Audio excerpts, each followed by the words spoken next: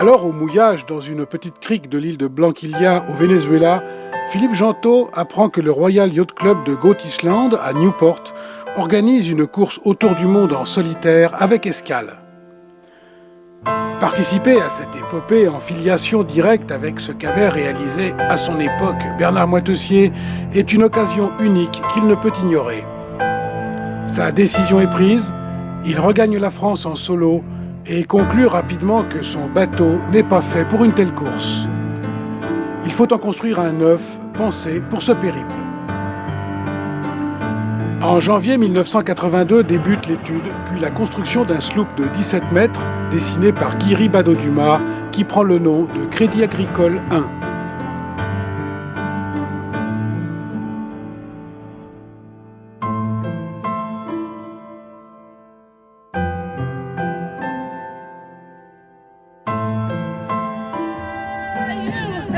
Newport, Rhode Island, août 1982.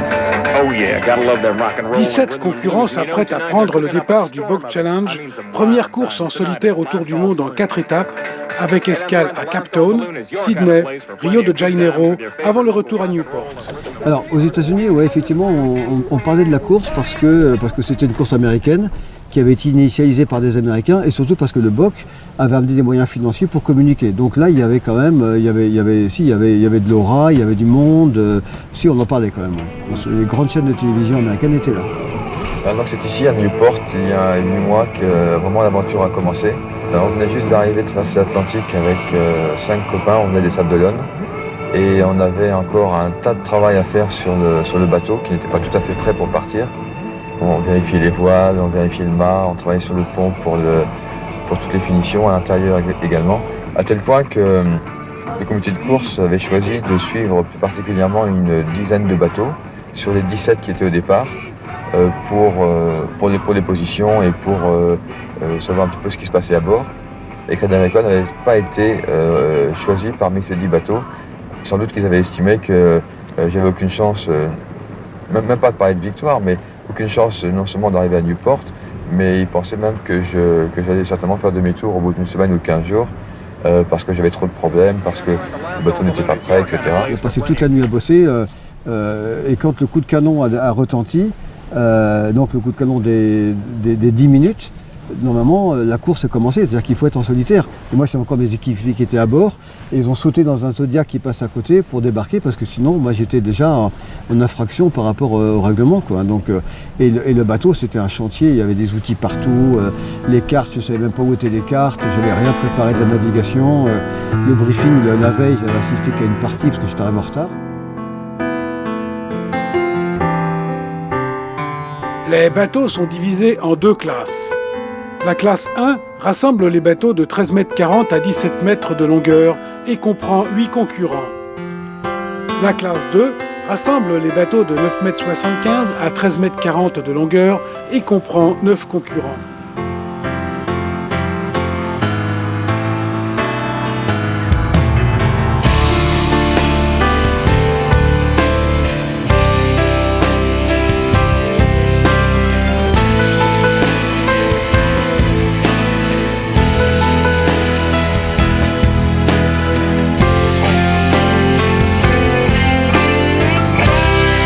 Cinq Américains, 3 Anglais, un Africain du Sud, un Australien, un Tchèque, 2 Néo-Zélandais, un Japonais sont sur la ligne de départ aux côtés de 3 Français, Jacques Deroux sur Scoyern 3, Guy Bernardin sur Razzo 2 et Philippe Gentot sur Crédit Agricole.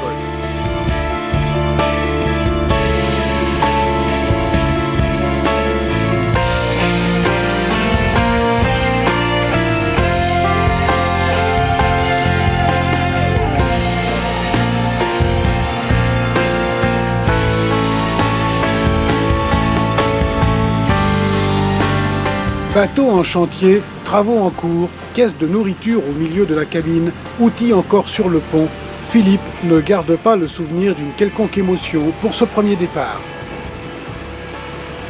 N'ayant pas préparé sa navigation, il suit les premiers qu'il ne tarde pas à rattraper, si bien qu'au bout de 3 heures de navigation, Crédit Agricole pointe en tête de la flotte. La brise est de la partie Et Philippe Gentot savoure enfin le plaisir d'être en mer avec devant lui 7000 milles à parcourir pour rejoindre Cape Town en Afrique du Sud.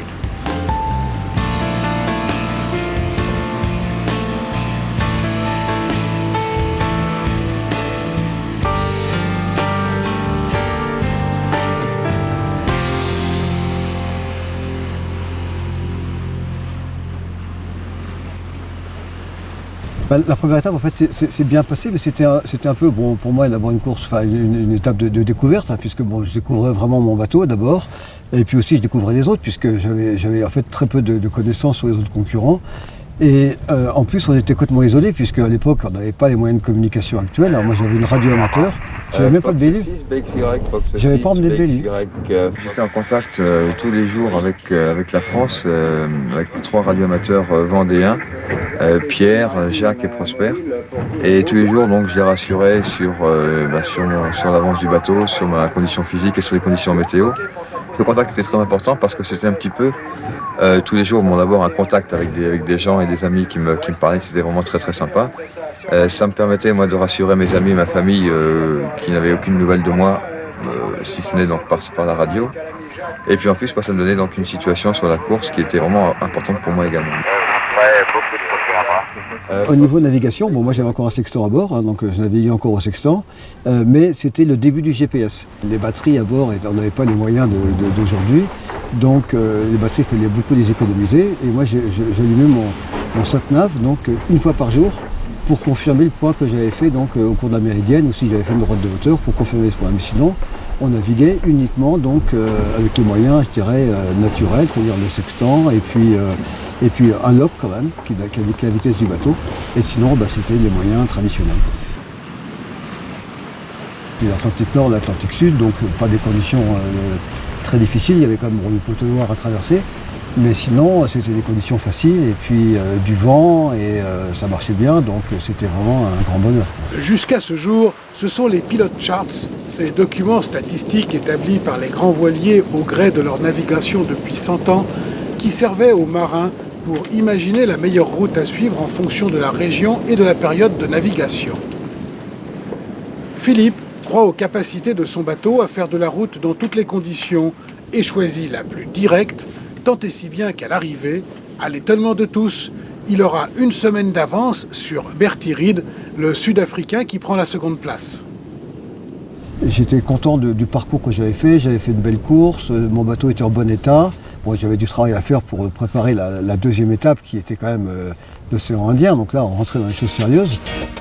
13 novembre 1982, début de la deuxième étape qui relie Cape Town à Sydney en Australie. Crédit Agricole prend la tête de la course. À partir de cette étape, les bateaux sont équipés d'une balise Argos qui permettra de suivre leur progression. C'est le début de l'océan Indien. La chevauchée des mers du Sud débute. Alors, le premier Grand Sud, donc l'océan Indien, avec alors en plus aucune restriction par rapport à la route, c'est-à-dire qu'on pouvait aller aussi bas qu'on voulait. Bon, dans l'océan Indien, on ne pouvait pas descendre trop bas, même si on suivait leur taux. Après une première semaine plutôt lente, le compteur commence sa remontée avec une première journée à 215 000. Bon, et puis là, la magie des mers du Sud, la grande houle, les lumières magiques, les albatros, les surfs à n'en plus finir, les dépressions qui succèdent. Enfin, c'était vraiment ce que je retrouvais ce que j'avais lu, quoi. Puis ce sont des vents de 45 et de 50 nœuds. Le pilote décroche trop souvent et Philippe doit reprendre la barre. La longue houle sert de tremplin à des départs au surf.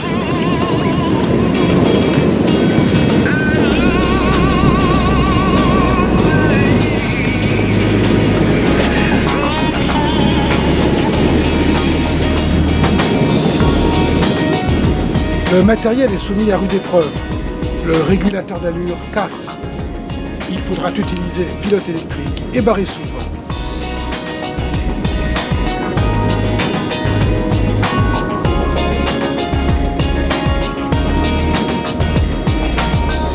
Le 28 novembre, Tony Lush, à bord de Lady Pepperell, lance un Mayday. La quille bouge, son bateau se désagrège. Grâce à un radio amateur, un autre concurrent, Francis Stock sur Moonshine, qui se trouve à 40 000 $, se détourne. Tony Lush est sauvé.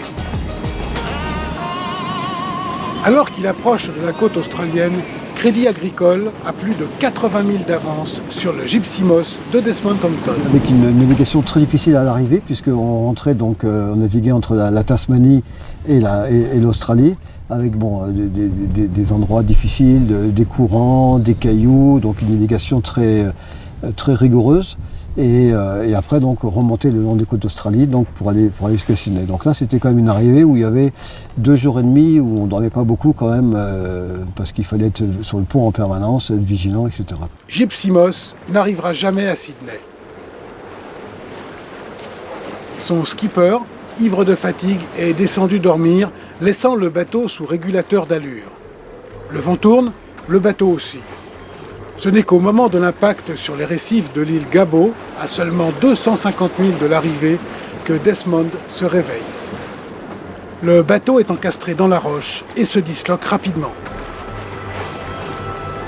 À coups de tronçonneuse pour récupérer tout le matériel possible et sous les coups de boutoir de l'océan, disparaît le célèbre ketch ayant appartenu à Sir Francis Chichester.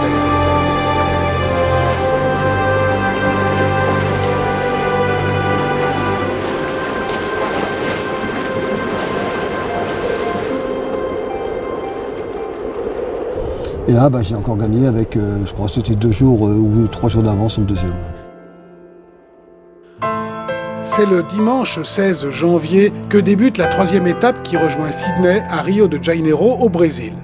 C'était là le grand saut du coup, parce que là c'était le Pacifique, donc le plus grand océan du monde, et puis ensuite le Cap Horn. Donc c'était quand même, pour un marin, c'était le couronnement quand même, hein, en plus en solitaire. Donc tout le monde attendait ça avec impatience, mais aussi avec un petit peu quand même d'appréhension. 8500 milles dans le Pacifique Sud à parcourir et une marque de passage attendue de tous, le Cap Horn.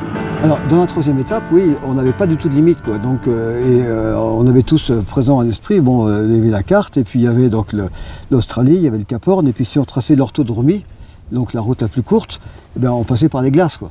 Donc on savait qu'il fallait trouver un compromis, mais on s'est dit plus on va couper le virage à l'intérieur, plus la route sera courte et plus donc on sera arrivé tôt, quoi. Donc ça c'était vraiment les premières fois qu'on faisait ça. Donc on a tous privilégié la descente dans le sud, quoi. Et on s'est retrouvé à 63 degrés, 64 degrés sud, quoi. Donc avec des icebergs partout, le brouillard. Enfin là on s'est dit quand même. Rapidement la mer se creuse. Dure, violente. Le bateau tape dans chaque vague. Il fait froid. 50 nœuds de vent établis, Philippe descend se réchauffer et puis, à nouveau un choc, plus violent. Crédit Agricole chavire. Je ne sais pas ce qui s'est passé. Il y a une vague certainement beaucoup plus grosse que de l'autre. Et le bateau donc a complètement saturé. Et je me suis envoyé à tête là-dedans et autant dire que ça m'a sonné. Hein. Alors je me suis coupé le haut du tronc, sur la station pilière. Alors j'ai vu évidemment une petite chandelle sur le coup, hein, et puis j'ai une belle bosse maintenant. Hein, en dehors des différentes antennes qui pendent en haut du mât, il y a du jeu dans la barre et Philippe s'est ouvert l'arcade sourcilière. Quelques jours plus tard, au profit d'une accalmie, il enfile sa combinaison et plonge sous Crédit Agricole. La crapaudine, pièce qui supporte les efforts du gouvernail, est cassée. Impossible de réparer sur place. Le safran ne tient plus que par la mèche. L'architecte et le constructeur demandent à Philippe de ne pas dépasser les 15 nœuds.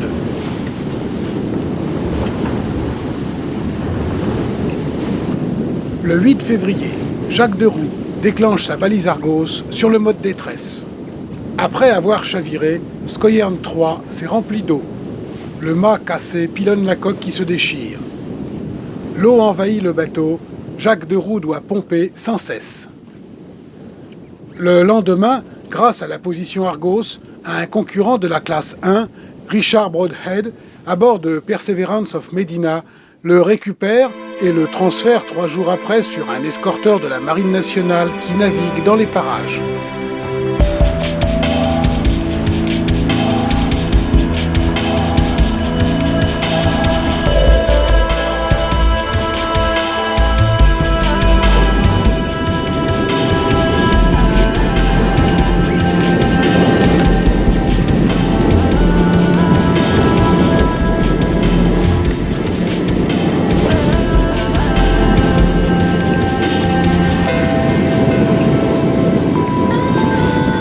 16 février, Philippe Gentot franchit son premier Cap Horn.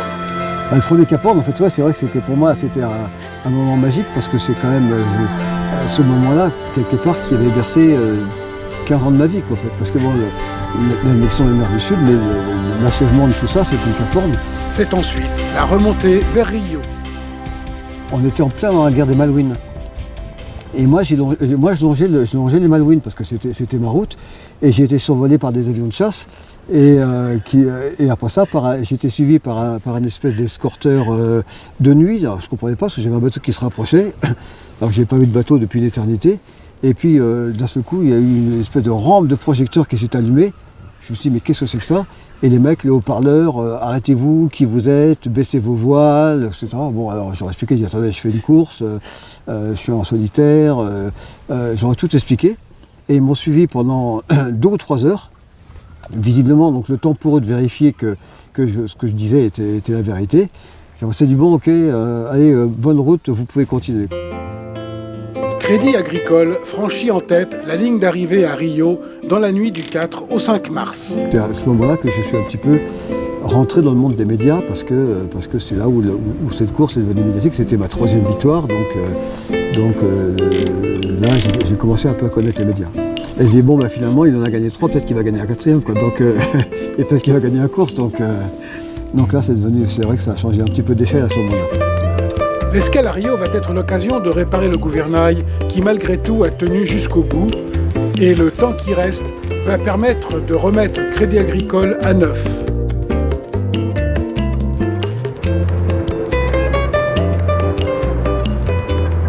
Ouais. Je pense qu'il y a tout ce qu'il faut parce que comme c'est resté dans le hangar toute la nuit, là, il ne manque rien, tu penses? Non, j'ai vérifié ce matin avec Mitzi, tout est là.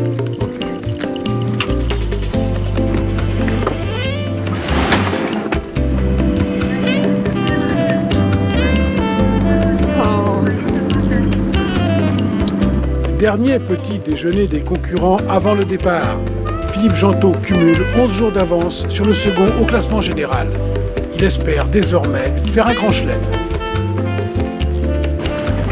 C'est par petite brise qu'est donné le départ de la dernière étape qui relie Rio à Newport. Philippe prend à nouveau la tête de la course. Crédit Agricole fonce, les écarts se creusent. Bertie Reed, sur votre écœur, est bientôt à 140 000 derrière. Bah ouais, parce que la dernière étape, c'est donc retour dans l'hémisphère nord, c'est donc le passage du Poteau Noir. Bon, c'est d'abord naviguer dans les côtes du Brésil où il y a en général pas beaucoup de vent. Après c'est le Poteau Noir et après c'est effectivement donc la remontée dans l'Alizé, au Pré Bonplein et puis ensuite le long des côtes des États-Unis, donc où il n'y a pas forcément toujours beaucoup de vent. Donc il y a beaucoup de choses qui peuvent se produire en matière de météo, en matière de tactique, etc. Donc il fallait être très très vigilant, quoi. Et encore à chaque fois, on était les premiers à emprunter ce parcours. Donc pas de référence par rapport au passé ou pas de coureurs qui pouvaient nous donner des conseils sur les conditions météo, etc. Donc il fallait vraiment tout improviser et découvrir au fur et à mesure, quoi, en fait, quoi. Donc, Le 8 mai, la ligne d'arrivée est en vue, mais la nuit tombe. Jusqu'à présent, toutes les arrivées de Crédit Agricole se sont faites de nuit. Alors, pour rester encore un peu avec son bateau et pour permettre aux caméramans d'être présents, Philippe décide de passer cette ultime ligne de jour. Il freine l'allure, passe la nuit de son anniversaire au large et revient sur la ligne à 7h du matin le 9 mai 1983 pour gagner la 4e étape et entrer dans la légende. Ma 4e victoire, donc le Grand Chelem, et donc c'était pour moi, c'était inespéré parce qu'au départ, j'aurais pas parié $1 sur cette victoire-là, quoi.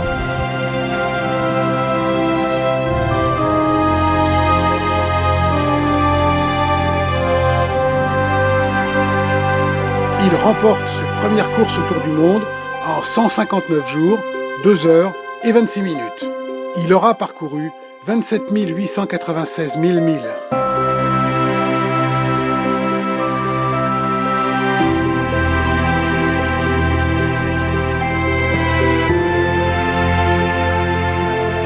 Ça a été vraiment une explosion médiatique, quoi, parce que aussi bien aux États-Unis, moi j'en revenais pas, je me rendais pas du tout compte de ça parce que encore une fois, on était coupé du monde, on ne communiquait pas du tout avec l'extérieur, donc ce qui se passait à terre, moi j'en étais absolument pas conscient. Et quand je suis arrivé aux États-Unis, alors en plus, je suis arrivé le jour de mon anniversaire à Newport. Et dans le ciel, il y avait un avion qui traînait une banderole « Happy Birthday Philippe ». Il y a un autre mec qui s'appelle Philippe, donc c'est l'anniversaire aujourd'hui. Jamais j'aurais pu penser que c'était pour moi qu'on avait fait ça, quoi. Et là, aux États-Unis, ça a été mais aux États-Unis, un succès médiatique énorme. Moi, j'étais invité dans toutes les chaînes de télévision, faire le direct dans les journaux, etc. Et ça, je n'en revenais pas, quoi. Would you do it again? Yes, of course. Well, congratulations for doing it at all, and congratulations most of all for winning.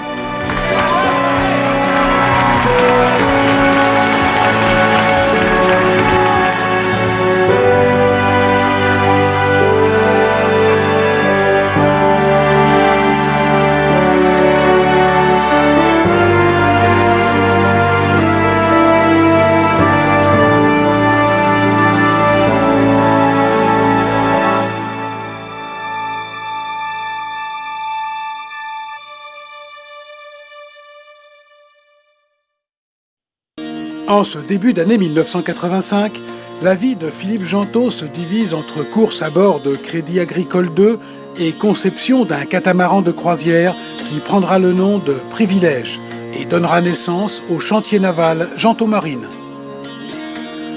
Le départ de la deuxième édition du Box Challenge est annoncé pour le mois d'août 1986.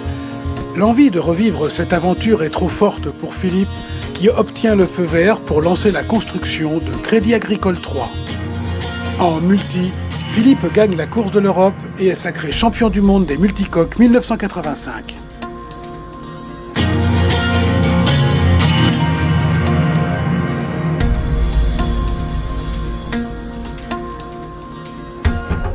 Pour cette nouvelle édition, la taille maximum des bateaux est portée à 18,30 m, longueur de la classe des 60 pieds open.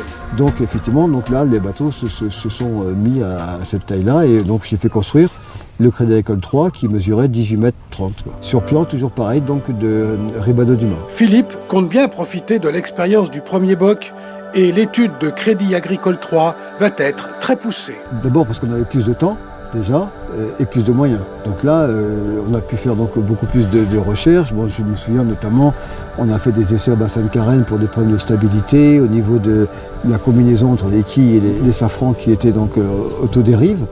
On a pu quand même tester un certain nombre de choses, et là on rentrait dans un domaine un peu plus scientifique, alors qu'avant on était vraiment dans le domaine de l'empirique. Après, certainement, le succès médiatique du premier box, donc ça a créé des vocations, ça a aussi attiré des sponsors. Donc le plateau s'était donc enrichi et en qualité et en quantité, quoi. Donc là, on sentait que la compétition allait être plus âpre. Mais bon, c'était intéressant puisque moi j'avais un bateau qui était à mes yeux à la pointe de la technologie. D'autres pensaient de la même chose de leur bateau, donc c'était vraiment le moment d'aller se mesurer et confronter ses idées sur l'eau, quoi.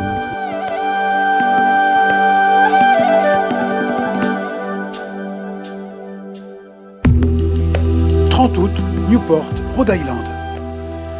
Être présent sur la ligne de départ est déjà le résultat d'une préparation semée d'embûches de toutes sortes. Le retard dans la construction du bateau a entraîné le décalage du programme et, cerise sur le gâteau, le comité de course ne valide pas le parcours de qualification de Crédit Agricole 3. Philippe a donc été obligé de rallier en urgence et en solo Newport afin d'arriver avant la date limite fixée pour les qualifications. Une traversée type course contre la monte et parcours du combattant avec un bateau à peine fini, un chavirage et beaucoup de casse.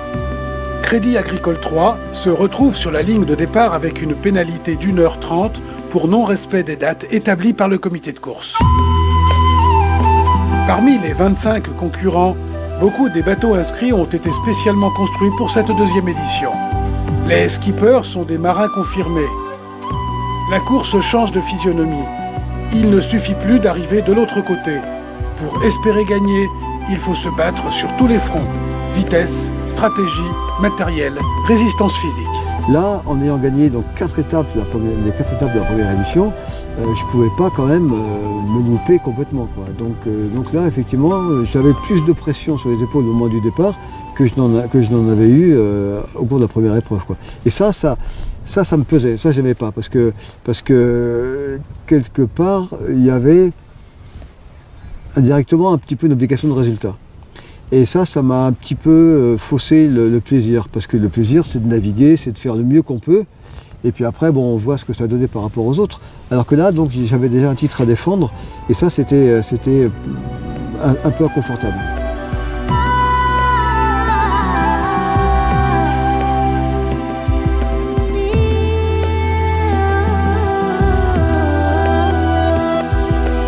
Peu de temps après le départ, la drisse de Génois se détend. Le Génois traîne dans l'eau. Philippe stoppe son Crédit Agricole en se mettant à la cape pour récupérer sa voile. Tous ses concurrents passent devant. Il réussit ensuite à combler une partie de son retard.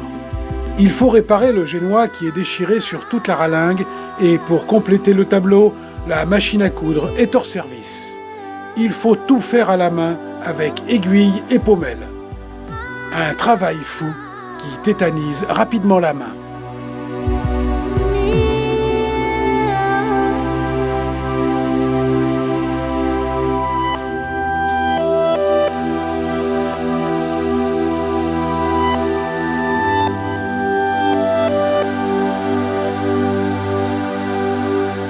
Une nouvelle technologie fait son apparition sur cette course, le routage informatique.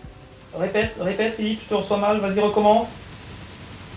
Oui, dans la position, d'accord. Jean-Yves Bernot, ancien navigateur et tacticien de Crédit Agricole 2, travaille avec la jeune société informatique Emer sur un programme qui est capable, en fonction des polaires de vitesse du bateau et des prévisions météo, de proposer différentes hypothèses de route.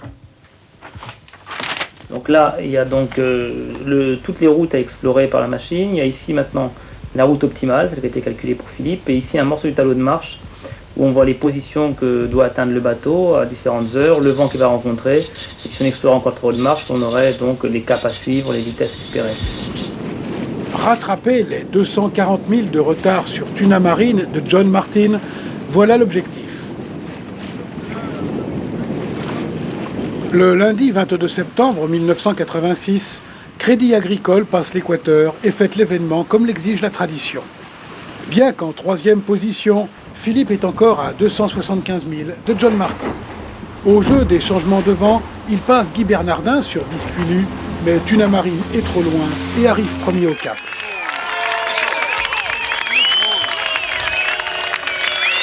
Encore ça toute la nuit pour finir à 4 nœuds de moyenne. J'ai marché toute la nuit à plus de 11 nœuds et puis là je suis planté à... Philippe Gentot coupe la ligne 14 heures après John Martin.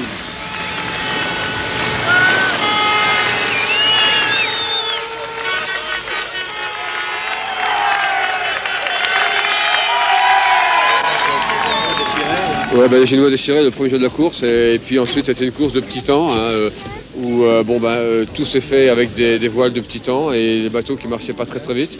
Donc c'est sûr que mon Génois léger m'a beaucoup manqué et il m'a fallu presque 3 semaines pour le réparer parce que j'ai eu beaucoup de couture à faire et il fallait quand même que je pense à faire avancer le bateau pendant ce temps-là. Donc dès qu'il a été réparé, après ça a mieux marché, j'ai commencé à remonter et puis je finis deuxième à une douzaine d'heures du premier, mais enfin je crois que rien n'est perdu.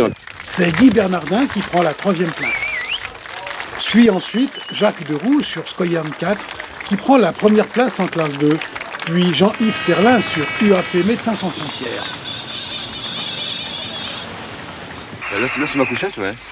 Mais ma couchette elle est sèche. Mais là-bas je vois que tout le linge est mouillé et tout est moisi. Le temps passé à Cape Town est utilisé pour ranger et vérifier l'ensemble du bateau, ausculter et renforcer certains points. Un deuxième étai à enrouleur est installé pour pouvoir gréer des Génois tangonnés à la place d'Espy dans le mauvais temps. 10 jours avant le départ, Crédit Agricole est hissé sur un quai pour passer une couche de peinture. Incroyable surprise à sa sortie. Le lest est désolidarisé de la quille. Erreur de conception au niveau des rondelles des boulons. Une soudure a lâché dans les membrures de la quille. Le diagnostic est sévère. Il faudrait tripler certains points de la structure. Trop tard. Pas assez de temps avant le départ. Le lest est resserré et une réparation de fortune est faite. Il faudra que ça passe ou que ça casse.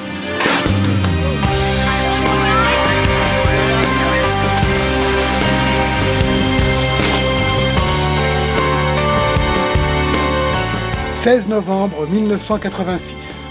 Départ pour Sydney. Devant l'étrave des concurrents, l'océan Indien. Calme plat à la sortie de Cape Town.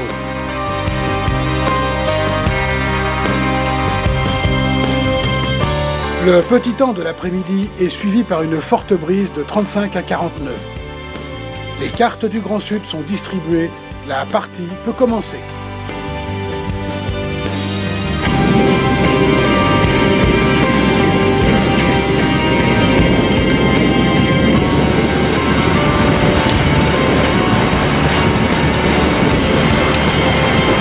Toujours plus au sud, ce sont les conseils de Jean-Yves Bernot.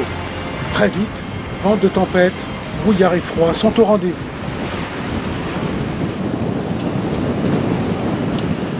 Le 30 novembre, le compteur s'affole. Plus de 24 nœuds, record battu. Puis, une vague plus grosse que les autres arrive. Crédit Agricole se couche, main dans l'eau. Tout valse à l'intérieur de la cabine, qui devient un champ de bataille. Le bateau se redresse. La prudence serait de réduire un peu l'allure, mais ces glissades sont trop belles. Deuxième dérapage, Crédit Agricole se couche à nouveau. Un tangon est cassé en deux et le Yankee, un des phoques, est déchiré, enrouleur cassé. Philippe subit un troisième chavirage à la hauteur des Kerguelen, alors que des vents de 70 nœuds soufflent non loin de là, sur les îles Crozet. Il n'a pas confiance dans la structure et des fissures le long de la quille sont ouvertes. L'eau rentre. Il faut souvent pomper. Alors, il réunit l'indispensable et se prépare à un éventuel abandon de son bateau.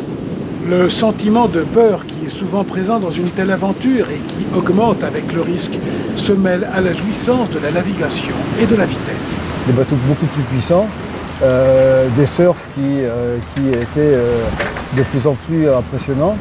Et puis du matériel aussi qui était de mieux en mieux adapté. C'est-à-dire que les voiles étaient plus résistantes, étaient mieux conçues,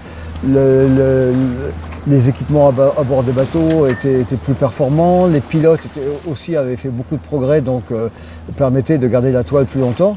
Et donc tout ça faisait que le résultat était fabuleux. Donc au niveau des moyennes, au niveau des vitesses, c'était évidemment, on a considérablement augmenté toutes ces données-là parce que le matériel s'y prêtait, la connaissance aussi, parce que quand on vient quelque part pour la deuxième fois, on aborde déjà les choses avec plus de confiance quand même. J'ai pas dormi depuis pas mal de temps là, et puis vraiment j'ai une peine d'enfer là. J'ai pas encore commencé vraiment à me shooter au café là, donc je vais peut-être tout à l'heure commencer à prendre des cafés là. Dormir ça serait ridicule, et puis en dehors de ça, il faut exploiter vraiment la moindre saute de vent. Si j'ai une chance de passer devant Titouan, il faut pas que je la loupe quoi.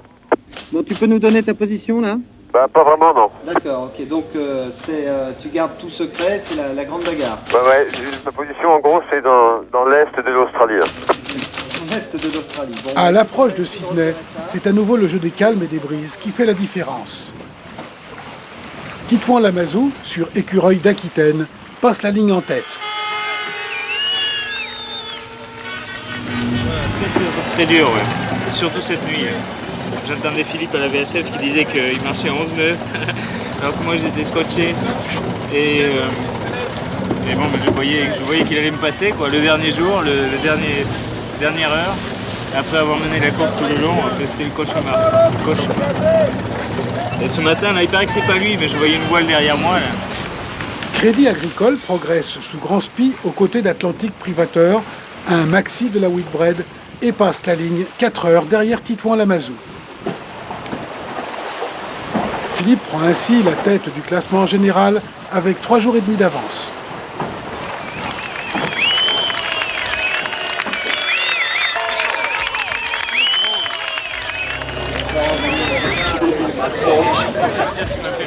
Salut, bravo, t'as bien joué.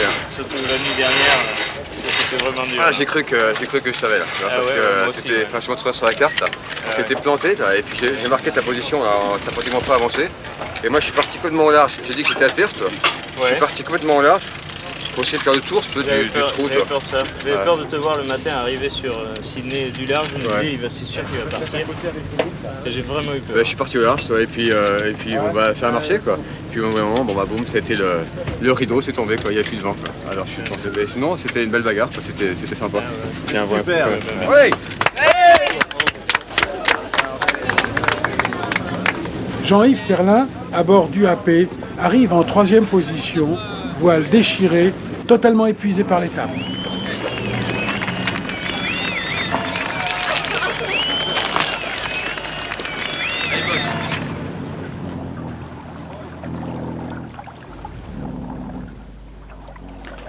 C'est à nouveau le temps des travaux. Les chavirages ont laissé quelques traces sur le gréement. Pendant un chavirage, là, j'étais tangonné des deux côtés, et puis sur une grosse vague, le bateau a empanné, et il s'est couché complètement dans l'eau. Et le tangon s'est plié en deux, il a déchiré la voile, et puis ça a cassé l'enrouleur. Alors c'est un chavirage qui fait du dégât quand même. A priori, il n'y a pas de fissure, il n'y a pas de fracture, il n'y a rien. Donc le mât, il est bien. Crédit Agricole est gruté dès le lendemain de son arrivée. Confirmation des craintes de Philippe, la quille ne tient plus que par 3 boulons sur 8 au total. Il ne fallait pas un chavirage de plus.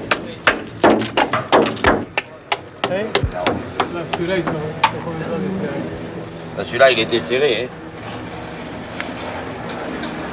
Le carrefour, je code mon porte-à-faux, t'as tout ça en porte-à-faux, c'est-à-dire que... Non mais ça a tiré la... Mais disons, parce que ça a basculé, alors c'est venu en contact à l'avant parce que l'arrière ça demandait à descendre, et le plomb en avant se déformait, c'est tout. Mais c'est pas... Mais t'as vu la semaine dans la ligne, l'épaisseur qu'a fait, c'est pas avec les lignes, c'est le plomb qui s'est déformé. Le lest ne tenait plus que par les boulons de l'avant pratiquement, et un petit peu par les boulons de l'arrière, mais à très court terme, il risquait de perdre son lest. Alors ça, c'est une chose, mais la réparation la plus importante, c'est de renforcer l'intérieur de l'aileron porte-lest pour empêcher les entrées d'eau par les fissures qui se sont produites tout le long du galbord. L'eau est rentrée là-dedans parce que l'aileron porte-lest était mal soudé et que les nervures verticales qui descendent dans l'aileron étaient mal soudées ou pas soudées du tout pour partie.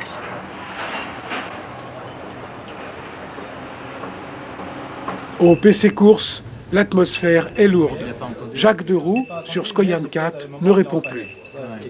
Lui qui aimait converser avec ses amis ne donne plus signe de vie. 23 heures, donc c'est dans cette partie-là. Les relevés de la balise Argos indiquent que Skooyan 4 fait de la marche arrière à 1 nœud.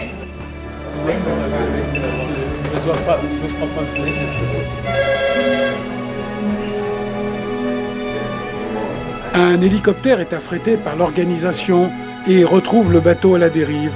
Personne sur le pont. Jacques Deroux n'était qu'à une vingtaine de kilomètres de la côte lors de sa disparition. L'hélicoptère quadrille la côte à la recherche d'une trace, mais en vain. Jack is not there. So I regret. This means that he probably fell off about a day and a half ago. It's our newest guess.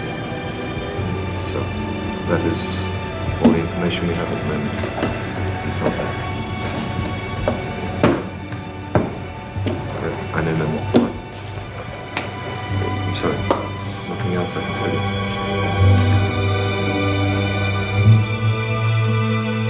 Ce sont ensuite ses amis qui, refusant de croire à sa disparition, survolent la côte, mais sans plus de résultats.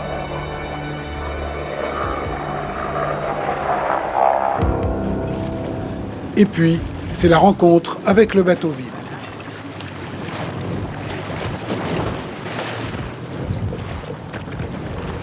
Il n'avait rien, il devait être en t-shirt ou en pull. Les deux cirés sont là, les nouveaux.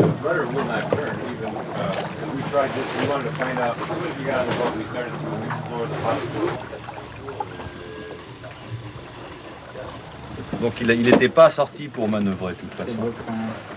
Il n'était pas sorti pour manœuvrer. Il n'était pas sorti pour prendre un section non plus. Peut-être parce que moi je manœuvrais dans cette tenue-là. T'avais quand même 30 nœuds de vent. Là, il y avait 30 nœuds. Là. Maintenant, moi, au début, j'étais très peiné. Je vous dis, franchement, j'étais J'étais très ému parce que Jacques, c'était quand même mon meilleur ami dans la course. Et c'est triste de finir comme ça, quoi. Mais bon,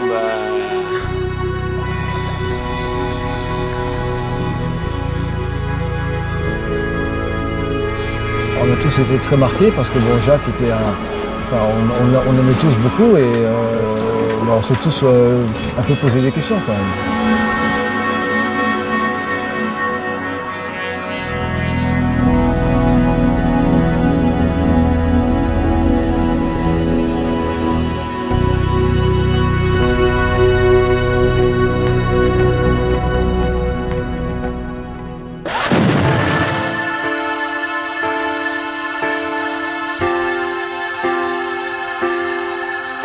Dimanche 18 janvier, départ de la 3e étape qui relie Sydney à Rio, étape du passage du Cap Horn.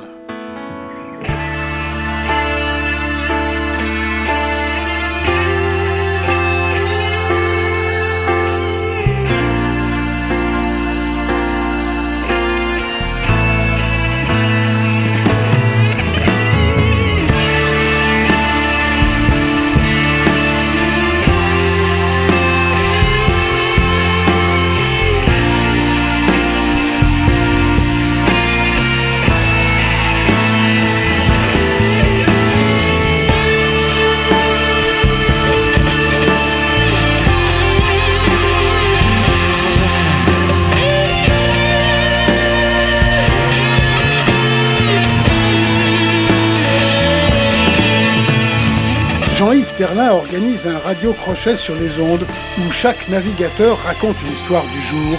C'est la grande récréation sous des latitudes qui, exceptionnellement, offrent aux navigateurs un aspect calme et reposant.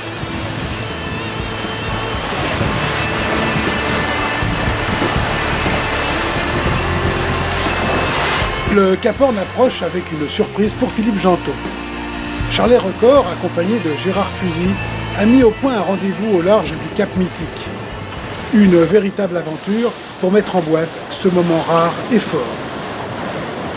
À cause de la différence de vitesse des bateaux et de l'incompréhension du capitaine chilien, Philippe roule son génois, stop, et va même jusqu'à virer de bord pour cette prise de vue au large du Horn. 5, 4, 3, 2, 1, 0. Philippe Gentot, vous passez 4 ans après, une fois de plus, le Cap Horn en tête, ça doit vous faire plaisir quand même. Ça fait d'abord très plaisir parce qu'effectivement je suis en tête de l'étape, mais je suis également en tête au classement général avec 3 jours et demi d'avance. Donc l'école a encore toutes ses chances pour une deuxième victoire dans ce Tour du Monde. Ça vous fait quelque chose de passer le Cap Horn ou bien ça devient banal? Quand même pas, la deuxième fois c'est pas encore banal, non, c'est quand même émouvant. Et puis je suis d'abord très content d'abord d'être en tête, et puis deuxièmement parce qu'enfin les souffrances maintenant vont être terminées. Je vais remonter maintenant vers le soleil, vers les vents plus légers, et ça fait quand même très plaisir de pouvoir changer un peu de navigation, puis de retirer un peu des cirés, quoi. Votre option sur la victoire devient sérieuse là. J'espère, tant mieux. On trouve pas trop votre solitude là à côté de vous? Non, ça va, pas de problème.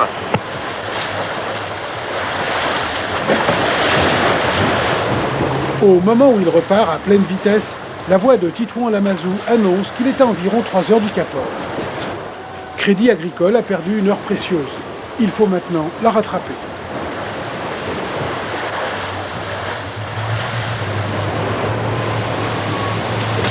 Après 25 jours de mer, être à 5 heures derrière lui, c'est passionnant. Peut-être il y a eu quelques petites péripéties au moment du passage du Cap Horn, là vous avez cogné le fond. En voulant rejoindre le bateau, j'ai pris un rocher et je pense que ça doit être assez grave. C'est grave parce que j'étais à 14 nœuds et ça a arrêté le bateau, et c'est un bateau en plastique, donc c'est pas pareil que le bateau en alu. Et je sais pas quoi en penser. J'espère que c'est pas trop grave et que ça va tenir jusqu'à Rio. Et ensuite jusqu'à Rio, là il va falloir jouer avec les vents, quoi. Oui, avec Maki, parce que je sais pas si ça va tenir, là, je sais pas, je peux difficilement voir ce qui se passe dessous,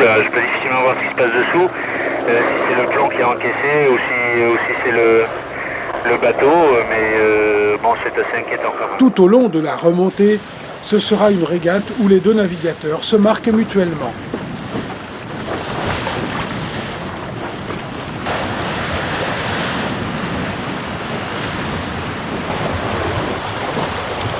Philippe parvient à conserver son avance et passe en tête la ligne à Rio.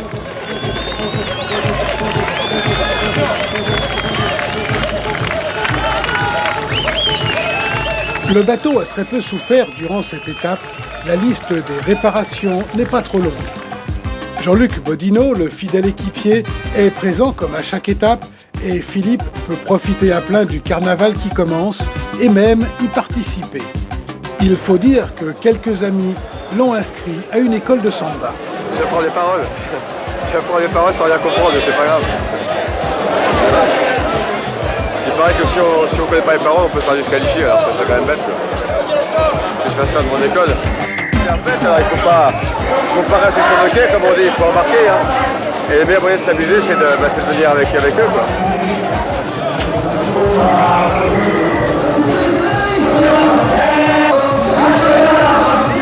À voir le montage original du film de Charlet Record, l'ambiance est chaude à l'arrivée de Jean-Yves Terlin.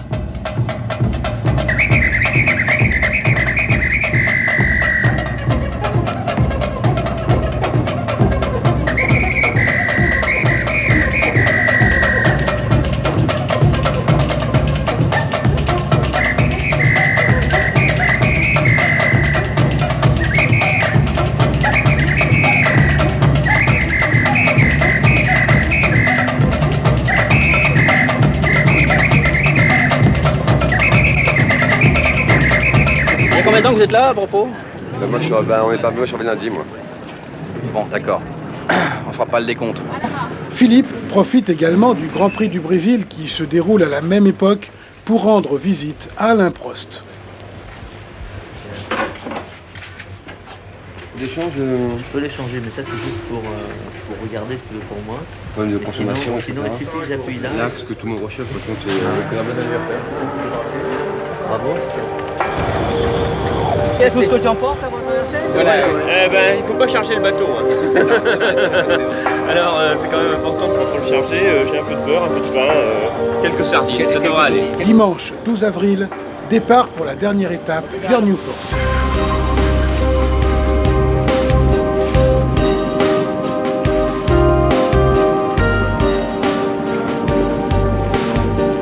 Dès le départ, Philippe est privé de radio alors que son souhait est de faire une course de marquage de ses adversaires. Il ne peut avoir ni nouvelles ni positionnement des autres concurrents.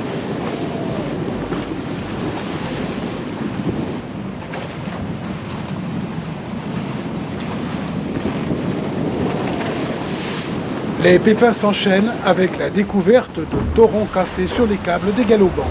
Sur les galopants, vertical 1, galopant vertical 1, bâbord et tribord, un taureau de café.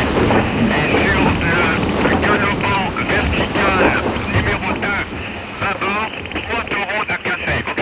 Oui. Je pourrais faire une escale au nord-est du Brésil, hein, et ça me fait faire un détour de rien du tout, hein, parce que je perdrais à peine, je pourrais perdre seulement 4 ou 5 heures. Ok, Didier? Recife est sur la route, la décision est prise. 36 heures de délai pour organiser l'escale. À l'approche de Recife, l'équipe de Jean-Luc Bodino survole Crédit Agricole. Pour entrer au port, on a prévu pour le dernier Nil un remorqueur et tu prépares accordage sur l'aventure pour le remorquage et qui servira pour le mouillage. Une fois la digue passée, le règlement autorise la montée à bord de l'équipe d'assistance. En 5 minutes, les voiles sont affalées et Crédit Agricole est mouillé sur une bouée. Il s'avère impossible de changer les câbles, aussi il est décidé de doubler les haubans défectueux par des palans repris sur des winches. En bas, à la table à cartes, une équipe démonte et remplace les radios défectueuses. L'escale n'aura duré que 5 heures. Philippe doit maintenant tenter de rattraper son retard.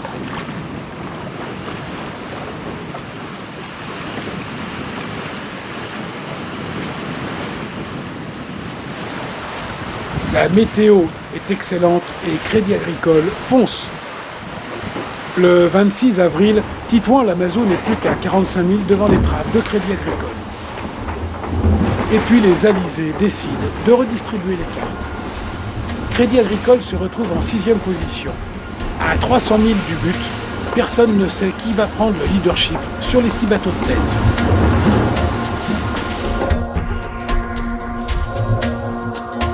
C'est Tunamarine qui passe en tête la ligne, suivie par Écureuil d'Aquitaine et Crédit Agricole, qui arrache ainsi la 3e place et gagne cette 2e édition du Boc Challenge.